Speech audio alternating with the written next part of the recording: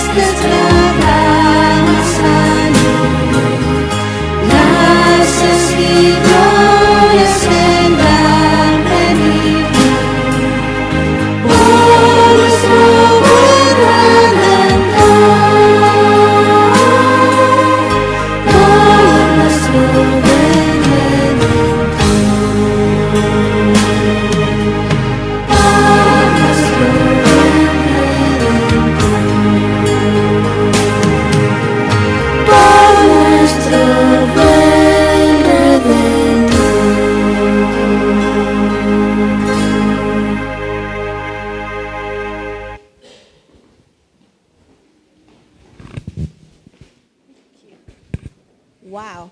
Pueden sentarse y los niños van a quedarse aquí. Los niños van a ir a la mesa de atrás, que van a hacer una.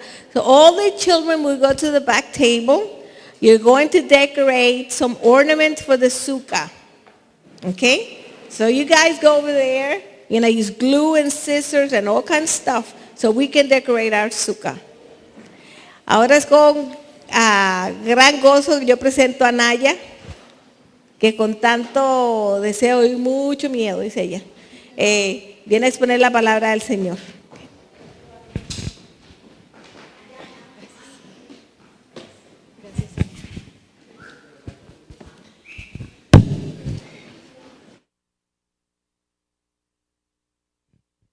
Ya todos saben cuál es mi fiesta favorita, ¿verdad?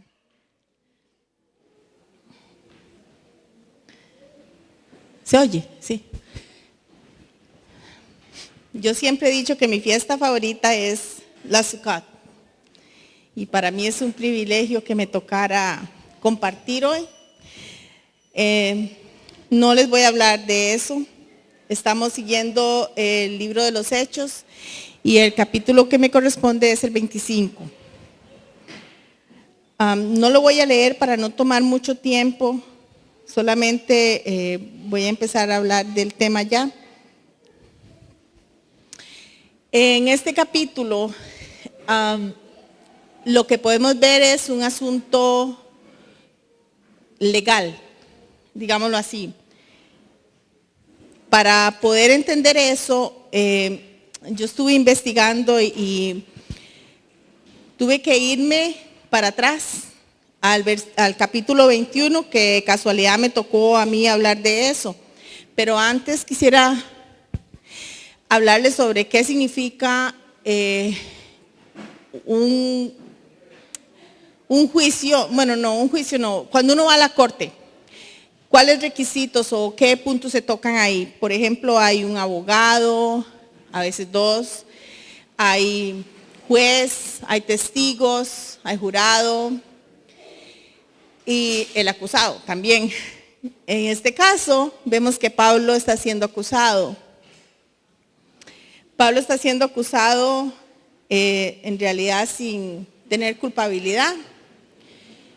Podemos ver en la corte, por ejemplo, en programas que yo he visto, me gusta mucho archivos del FBI o programas de ese tipo, en los que a veces hay inocentes que son culpados y a veces hay culpables que salen inocentes. Cuando salen inocentes, por lo general es por falta de pruebas. En una corte, desde tiempos antiguos hasta el día de hoy, es tomado en cuenta el que hayan pruebas para poder acusar a una persona. cuando hay falta de pruebas o testigos, que no siempre los testigos son de tanto peso como las pruebas. Es cuando se llega ya al jurado y el jurado determina qué es lo que va a suceder. Bueno, en el caso de Pablo me voy a ir al capítulo 21. En el capítulo 21, Pablo ya venía siendo avisado de que él iba a ser encarcelado, pero en este capítulo vemos cuando,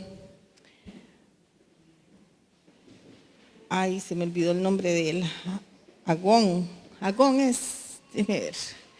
Él le dice que va a ser que el que tome, cuando está en la casa de Felipe, que tomó el cinto y se amarró, dice, y así será como se hará contigo. Agabo. Agabo le deja saber a Pablo que él va a ser encarcelado, pero Pablo ya sabía de esto, o sea, ya él lo sabía, porque si nos vamos mucho más atrás, Pablo había sido avisado cuando le dijo que él iba a ser encarcelado a causa suya y todo eso ya es muchísimo más atrás. Cuando yo les hablé del 21, hablé sobre eso. Pablo decide ir a Jerusalén después de que, a pesar de lo que las personas le exhortaron que no lo hiciera y todo, yo no sé si ustedes se acuerdan, yo hablé de eso. En este capítulo es donde él empieza ya, digamos, con su problema legal. En capítulo 25 no vemos como de qué se le acusa realmente, y en los capítulos anteriores ni por qué es que él está siendo llevado, ni nada de esto, pero él ya empezó el proceso por las acusaciones en que la gente, los religiosos, le estaban haciendo a él acerca de que si no guardaba la ley. Vamos a ver cómo empieza Pablo a defenderse. En el versículo 37 del 21, se los voy a leer en carrerita. Cuando estaban por meter a Pablo en el cuartel, dijo el comandante, ¿puedo decirte algo? Y él dijo, ¿sabes griego? Entonces ahí vemos cuando Pablo empieza a defenderse, cuando es encarcelado, y una de las cosas que él utiliza es, recuerden que Pablo es una persona estudiada, preparada, sabe varios idiomas, tiene doble ciudadanía, y los carceleros se asombran con esto. Ahí empieza él a hablar de su defensa. Seguidamente nos vamos al capítulo 22 y es donde Pablo empieza a hablar de su defensa diciendo, yo sí guardo la ley, esto es en mis palabras, ¿verdad? Yo sí guardo la ley, yo he hecho esto, he hecho lo otro, y lo único de lo que soy culpable es de que hablo del Mesías, acepto al Mesías, y habla de su resurrección. Pero estamos hablando de que él está encarcelado en un gobierno romano y él está siendo acusado por un pueblo religioso. O sea, los romanos aún no entienden qué es lo que está pasando realmente. Yo me pongo a pensar en los juicios que nosotros a veces pasamos o escuchamos, porque solo ir a la corte por un ticket lo pone a uno muy nervioso, ¿verdad? Y eso que no está encarcelado, al menos yo tuve que ir una vez y es un poquito vergonzoso cómo el juez a veces hasta le habla a uno como muy grosero, ¿verdad? Tal vez a otras personas no le ha pasado, pero yo estaba ahí sentada y he escuchado cómo tratan a otros. A mí honestamente no me fue mal. Gracias a Dios pude ir donde el prosecutor primero, pero sí, es un poquito difícil tener que pararse ahí y explicar yo no lo hice o decir sí lo hice y avergonzarse por algo que hizo equivocado. O sea, Pablo está pasando por esta situación. Continuando, en el 22-29, Dice, entonces los que iban a someterlo a azotes, o me voy a ir un poquito más atrás, dice, el comandante respondió, yo adquirí esta ciudadanía por gran cantidad de dinero. Y Pablo dijo, pero yo soy ciudadano de nacimiento. Entonces los que iban a someterlo a azotes, al instante lo soltaron. Y también el comandante tuvo temor cuando supo que Pablo era romano y que lo había atado con cadenas. Era prohibido azotar a un romano, a un ciudadano romano. Ellos tenían con su ciudadanía pues ciertos privilegios, y para estas personas se les hace un poquito más complicado este asunto. Es un asunto muy difícil porque están lidiando con un romano que además es judío. Y entonces las acusaciones de los judíos es del pueblo, y ellos no pueden permitir que el pueblo se desordene, se desorganice, porque las masas pueden más, ¿verdad? Entonces, ahí en el capítulo 22 al final es cuando Pablo es llevado delante del concilio. El concilio me estoy refiriendo ya al área religiosa, porque los romanos necesitan saber de qué realmente se le acusa. Ok, es cuando Pablo viene ante el concilio y hace también defensa diciéndoles, yo soy fariseo y nacido de padres judíos, y él empieza otra vez a dar testimonio de sí mismo. Vamos a leer, bueno, voy a leer, ya casi me acerco al 25, vea qué rápido que voy muy rápido, ¿verdad? En el 23:11 les voy a leer. No, perdón. El 23:29. Y ayer, 28:29. Y queriendo cerciorarse de la causa por la cual lo acusaban, lo llevé al concilio. Y hallé que lo acusaban sobre cuestiones de su ley, pero no de ningún cargo que mereciera muerte o prisión. Aquí vemos cómo la situación difícil que están viviendo los romanos, porque saben que está siendo acusado por algo que tiene que ver con la religión, no con ellos, pero ellos son la ley, entonces tienen que ver cómo solucionan esta situación.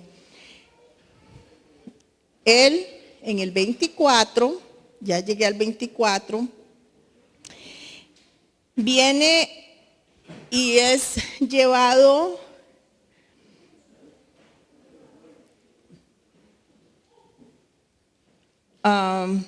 no, me voy a ir un poquito más atrás. Al llegar a Cesarea y entregar la carta al gobernador, le presentaron, ok, en Cesarea. El concilio o los religiosos, que incluyen a Anías, unos ancianos, y dice un abogado llamado Tertulo. Ellos vienen y hacen formal acusación. O sea, ya este asunto está pasándose de rosado a colorado. Y ahora hacen una formal acusación por Pablo.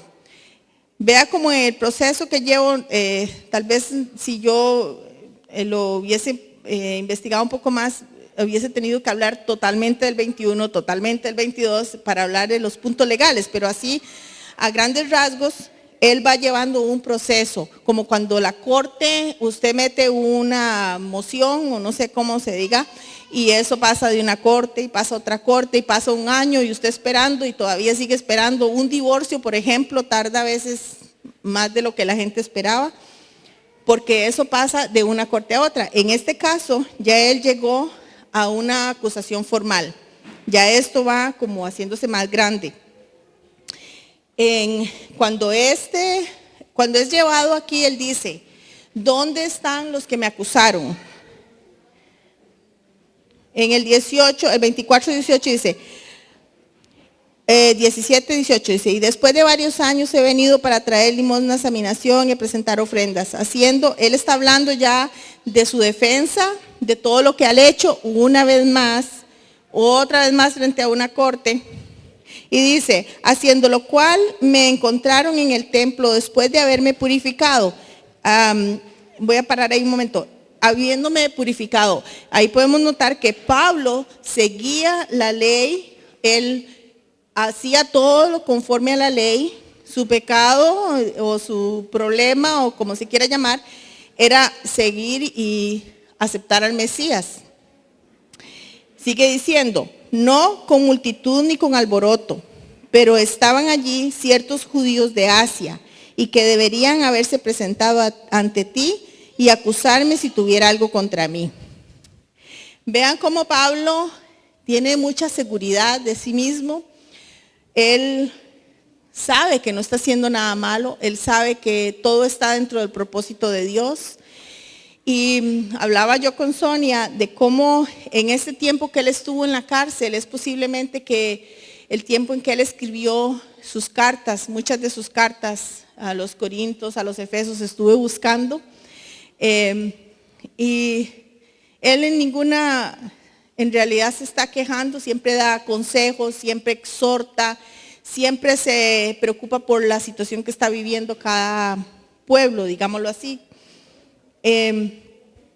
Bueno, más adelante, él cuando le está hablando sobre el Mesías, él habla también de la resurrección del Mesías.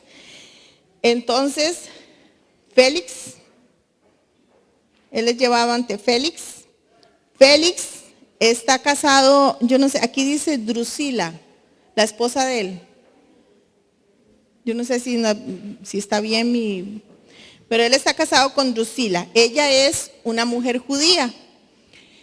Félix tiene conocimiento a través de su esposa acerca de lo que se está pasando. Él sabe acerca de la ley, porque él está casado con una judía. Y él tiene, a lo que yo puedo ver aquí, él tiene como temor. Entonces él como que le da largas al asunto, él no quiere como lidiar con esa situación. Me imagino que es un compromiso para él porque él está entre espada y pared. Perdón, él está entre espada y pared, entonces le da largas al asunto y cuando viene su sucesor que se llama Porcio Festo, él, que está apenas entrando, coge el caso y dice, o sea, esa es mi palabra también, yo no voy a ponerme en problemas con el pueblo. Y entonces lo deja encarcelado. Si no me equivoco, pasan como 2 años. Y entonces ya llegamos al 25, donde Festo empieza a investigar y averiguar donde el pueblo está en contra de él. Recuerden que Pablo fue liberado de una emboscada anteriormente. Y así Pablo va en el 25 de Agripa, pero en este capítulo realmente es como un preámbulo al 26, que no les voy a hablar del 26, pero sí la defensa de Pablo es un poquito más fuerte en el 26 que en estos otros capítulos. Y la conclusión de lo que pase con él no la sé, pero la vamos a ver más adelante. Lo que sí quiero, ya voy así como para terminar, es decirles que la situación de Pablo, de cierta manera la vivimos nosotros. Dice la palabra que el enemigo, estoy hablando mis palabras porque no quiero tomar mucho tiempo, pero el enemigo acusador, el dedo acusador está siempre sobre nosotros, ¿verdad? Él siempre pasa acusándonos, siempre pasa. Un ejemplo que se me ocurrió ahora que estaba ahí atrás es, por ejemplo, un chisme. Eso viene del enemigo y se hace juicio sobre nosotros por ese chisme, pero tenemos que tener, en Salmos hay uno que dice que el Señor me librará de la lengua, y tenemos que tener conciencia de que si caminamos en santidad, ¿y qué es santidad? Es caminar en la Torá, es vivir la palabra, es seguir los mandatos. Y hemos hablado mucho de todo eso siempre, pero decía Sonia, es una verdad, una verdad que nunca va a cambiar. Exactamente, el vivir en santidad, el Señor quiere que vivamos así cuando nos dice que seamos imitadores del Mesías. Voy a leerles Romanos 8, el 36 y 37. Dice, tal como está escrito, por causa tuya somos puestos a muerte todo el día. Somos considerados como ovejas para el matadero. Pero en todas estas cosas somos más que vencedores por medio de aquel que nos amó. ¿De qué forma somos más vencedores? A través de aquel que nos amó, imitándole. ¿Y cómo hizo él? Él vino y él caminó, vivió la palabra. Él lo que hizo fue enseñarnos que eso era posible, que sí se puede hacer. Y él nos invita, y Pablo también, a vivir la palabra, a seguirla. A veces nos dejamos llevar por nuestras circunstancias diarias, y lo he dicho otras veces y espero no parecer como trilladilla, pero yo quisiera invitarlos, y a mí misma a veces, de verdad que sí, a salir de la comodidad, que es un obstáculo entre el propósito de Dios en nuestras vidas. Él nos da herramientas, nos da cómo podemos venir a su palabra y están las respuestas. Es aprender de eso, pero no para... Hay gente que dice que aprendemos mucho y nos quedamos con eso, pero no es cierto. Si usted puede ponerlo en práctica, usted no está aprendiendo, se está quedando con eso, porque ponerlo en práctica es el que va a enseñar al que está atrás, el que está viendo, que se puede vivir diferente, que se puede de verdad imitar al Señor como Él nos lo pidió. En el aspecto legal, yo le decía a Sonia, porque estaba hablando con ella sobre eso, que en primera de Juan 1, del 1 al 6, nos dice, lo que existía desde el principio, Juan 2, del 1 al 6, dice, hijitos míos, os escribo estas cosas para que no pequéis. Y si alguno peca, abogado tenemos para con el Padre, a Yeshua el justo. Él mismo es propiciación para nuestros pecados, y no solo por los nuestros, sino también por los del mundo entero. Y con esto sabemos que hemos llegado a conocerle, si guardamos sus mandamientos. El que dice, yo he llegado a conocerle y no guarda sus mandamientos, es un mentiroso, y la verdad no está en él. Pero el que guarda su palabra, en él verdaderamente el amor de Dios se ha perfeccionado. Esa parte me gusta, el amor de Dios se ha perfeccionado. En esto sabemos que estamos en él. El que dice que permanece en él debe andar como él anduvo. A veces nos excusamos tras que la palabra de que es muy difícil, pero si no damos el paso para hacer el cambio, siempre se irá muy difícil y llegará el tiempo en que venga el Señor y vamos a seguir con el muy difícil. Debemos dar el paso, un paso de fe, un paso de esfuerzo, y Él va a hacer el resto. A mí me gustó esto, ya para ir terminando, esto que puso alguien, que dice que en esta primera de Juan, esto es un lenguaje que es un lenguaje legal. El contexto del pasaje es el de la Suprema Corte de Justicia del cielo. No estamos ante un juez del universo, nos encontramos ante el juez del universo. El creyente es acusado delante del juez. Yeshua es el abogado, y como el acusador que no se dice, está Satanás. Me gustó mucho este comentario. El precio por tener un abogado como Yeshua es ventajoso para nosotros. Si sabemos caminar de acuerdo y conforme a Él caminó, que es en sí lo que el Señor nos ha venido pidiendo desde el principio, desde Génesis.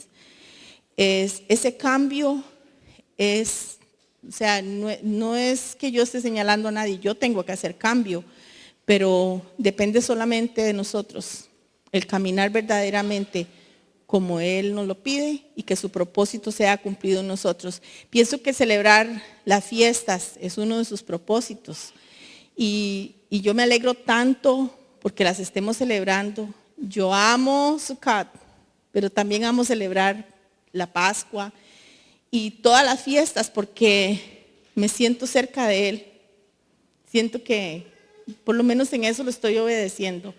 Celebrar el Shabbat para mí se ha convertido en una de mis cosas más importantes. Y así poquito a poco podemos ir aprendiendo, poquito a poco, pero con esfuerzo, qué es lo que Él quiere y cómo debemos caminar. que disfruten mucho de la Sukkot. Fue algo así rápido, tal vez pude ahondar más, pero quisiera que disfrutemos en familia de un día de regocijo como el de hoy. Que disfruten mucho, gracias, bendiciones.